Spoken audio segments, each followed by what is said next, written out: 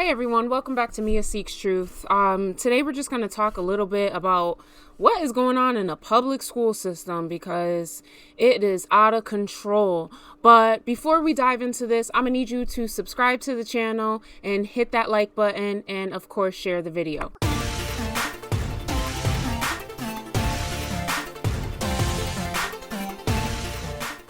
Now, as I mentioned, the public school system is like out of hand. Like they are really starting to, not starting, they've been doing this gradually, but indoctrinating the children. It's no longer about teaching about math and science and all these things that I know I grew up in school, but me being 31 years old, I'm not that old, but unfortunately, it just seems like in the last 15 years or so, since I was in high school, let's say, there's been a lot of changes in the school. Like, I just want to say this LGBTQ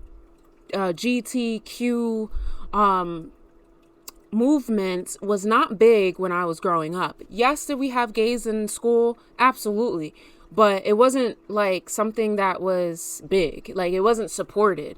And it wasn't forced down the kid's throat, you know? And I'm noticing a lot of different videos where they're pushing this satanic agenda to indoctrinate these kids to make them come into agreement with this filth. And really that's what it is. Like they have a bunch of children's books that are super sexual and talking about gay sex, and they also have like books about transgender and all this stuff. And it's like, what happened to just teaching?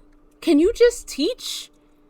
I just math, science, real history. We already know that they don't even teach real history. That's bad enough. But like, goodness, like, why are we talking about sexual orientation? Like, no one cares. We don't need to discuss this. You don't need to force it down any child's throat. It's just straight wicked. But I just wanted to show you a couple of videos, a couple of things. These few videos are parents really standing up against the school system that had a bunch of wicked books in the school library. Just listen to this wildness.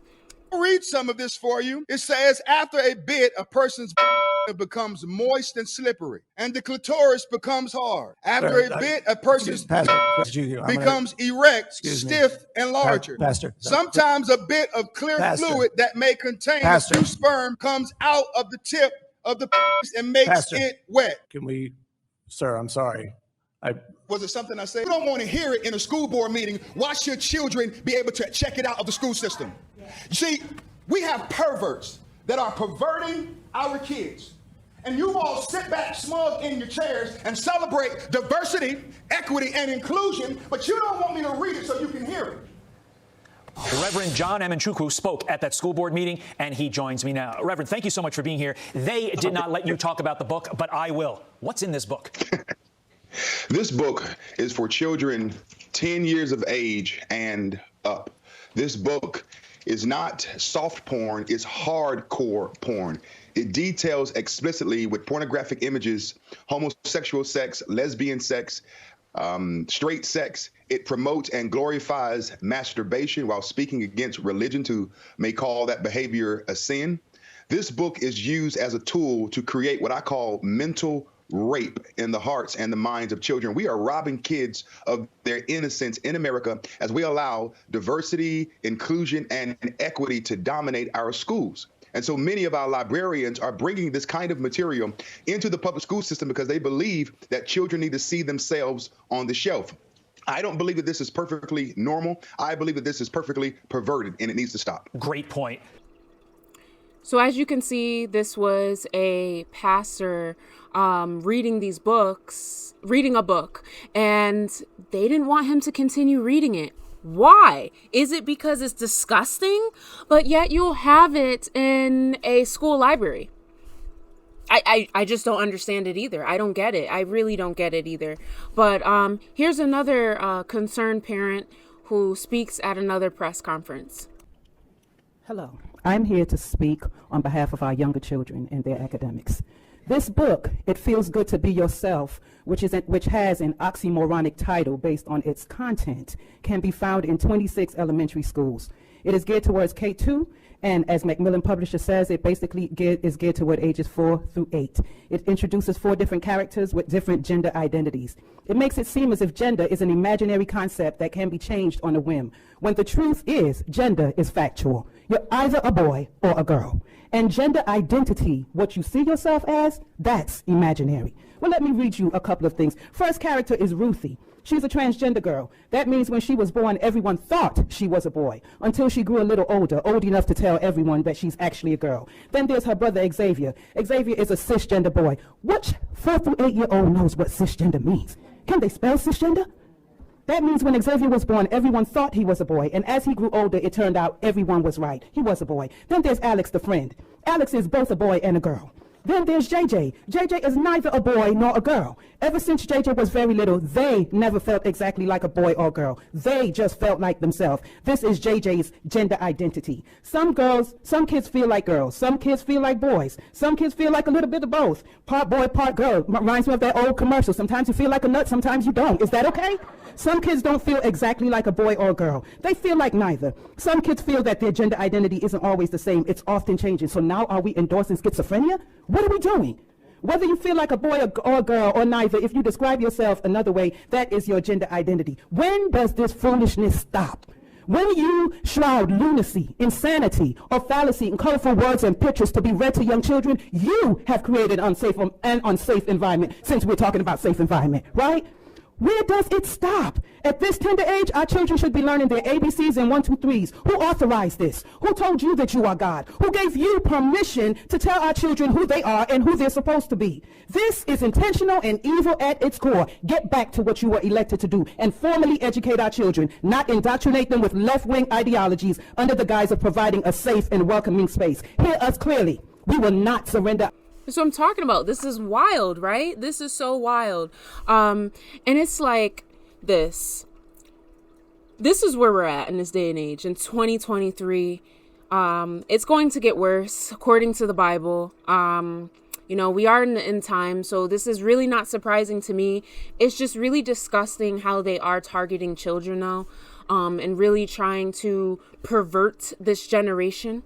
But this is why parents, you need to be training up a child the way that they should go so that they know not to move in this direction that the world is going, because the world is sick and evil. As you can see, they're having these sexual books be taught to children. And a lot of these books are supposedly for like 10-year-olds. Like, why are you talking about sex to a 10-year-old? Like, they shouldn't even be thinking about that. Go play with some Legos or something. It's just so bad. At this point, it's like, I really wish all parents could take their kids out of public school, but I understand, not everybody has that financial flexibility to do that. So I can't just go and say, oh, take your kids out, because you probably can't. So, I just really hope that parents, if you have your children in public schools, that you are being watchful.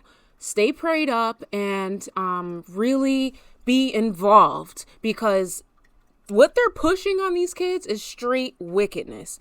And I just want to just show you this video from a Connecticut father. The reason why this hits home to me, because I actually live in Connecticut, and I don't blame him for taking his kids out of the school system, the public school system, because of what they were teaching the kids. I have a child myself, and I don't want her in the public school system, because let's face it, the direction that they're moving to is not where I want my child to go. So I'm gonna have you take a look at this video and see what he says.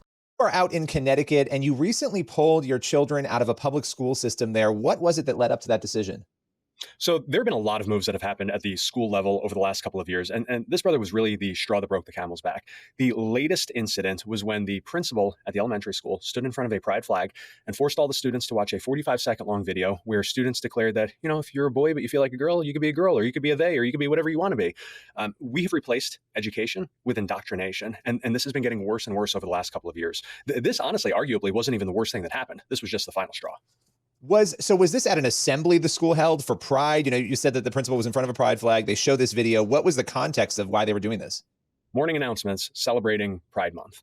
And again, we're talking about a school that over the last couple of years has been reading our books, reading our kids' books about transgender crayons and racist white police officers and families of illegal immigrants that feel like they're being discriminated against. And the school has been working extraordinarily hard to hide all of this. Brother, my wife put it best when she said, if this was such a crucial and important topic that you had to talk to 8-year-olds about it, then why was it not so crucial that you had to alert the parents about it? So you were not contacted. The families were not, because a lot of times schools will reach out and say, we're going to do this event. You can opt in or out. There was no communication?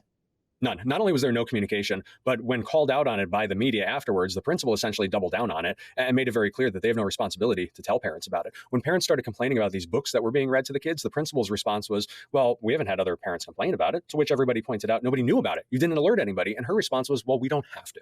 It seems like they're complaining now, though. I mean, that's the interesting part. I mean, it seems like you and others, it's not just you, are voicing concern about this now that you know about it.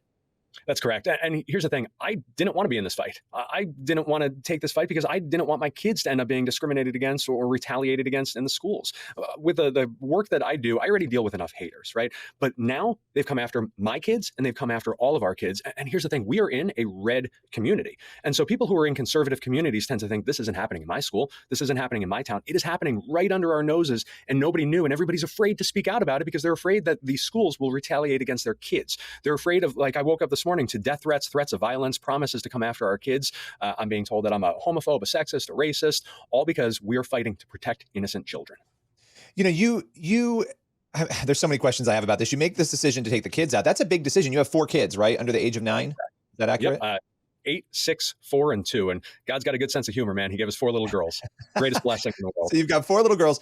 It's a big decision. You know, there's a big debate about should you have your kids as a Christian in public schools or not. My kids are in public school, honestly, my 2 kids. And we're constantly monitoring and looking to see sort of what's going on. But that's a big decision. What are you going to do with your kids now that you've taken them out of public school? Where will they go?